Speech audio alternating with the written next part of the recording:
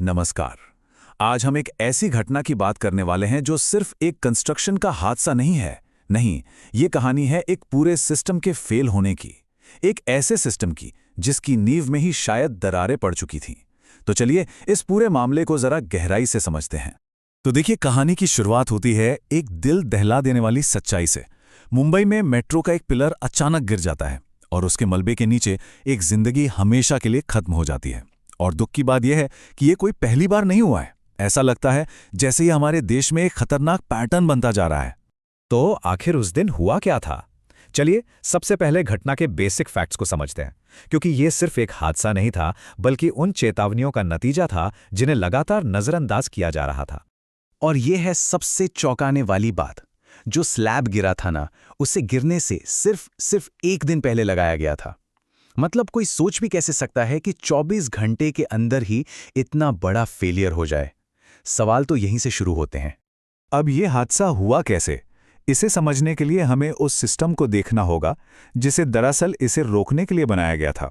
तो सवाल ये है कि इस पूरे प्रोजेक्ट में कौन कौन शामिल था, किसकी क्या जिम्मेदारी थी। आइए देखते हैं। तो देखिए, यहां पर जिम्मेदारी की कई परतें थीं।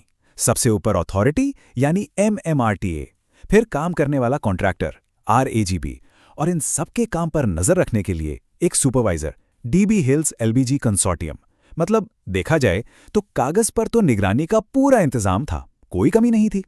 और यही बात तो इस पूरे मामले को और भी ज्यादा परेशान करती है कि कागज पे सब कुछ था।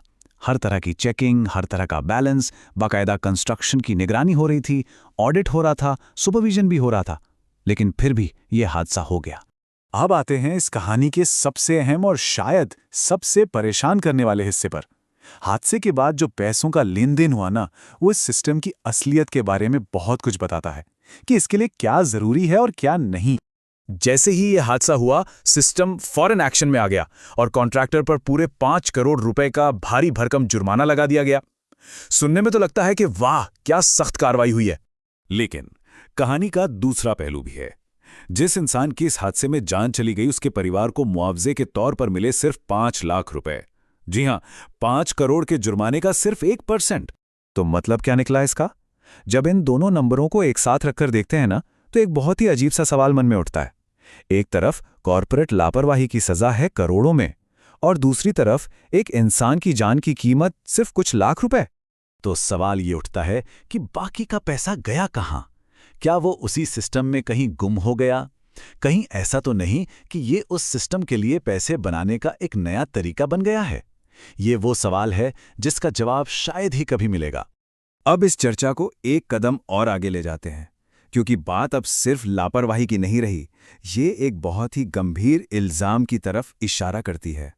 देखिए, कहा यह जा रहा है कि ये कोई एक घटना नहीं है, ये एक पैटर्न है जहां इतनी बड़ी लापरवाही को अब नॉर्मल मान लिया गया है।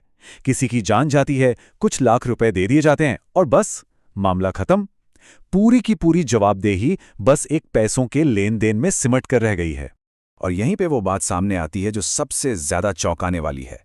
सोचिए, जब अथॉरिटी से लेकर कंसल्टेंट तक हर किसी ने अपनी मंजूरी दे दी हो, हर ऑडिट पर साइन कर दिया हो, तो फिर एक पिलर का इस तरह गिरना सिर्फ एक हादसा नहीं हो सकता। ये एक ऐसी नाकामी है जिसे रोका जा सकता था, और इसीलिए इसे हत्या कहा जा रहा है। ये एक ऐसा ख्याल है जो हमें यह सोचने पर मजबूर कर देता है कि हमारे इस सिस्टम में एक इंसान की जान की असली कीमत आखिर है क्या।